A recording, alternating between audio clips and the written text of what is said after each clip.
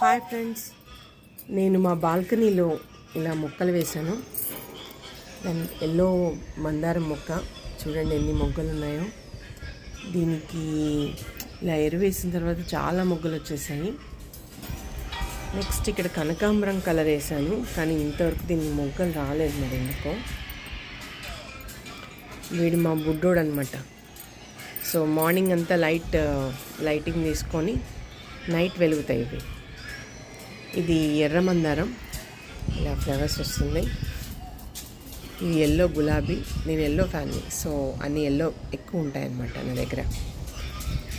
తులసమ్మ, పుదీనా హెల్త్ కదా, అందుకోసం. వీళ్ళు బ్లూ స్నోమ్యాన్స్.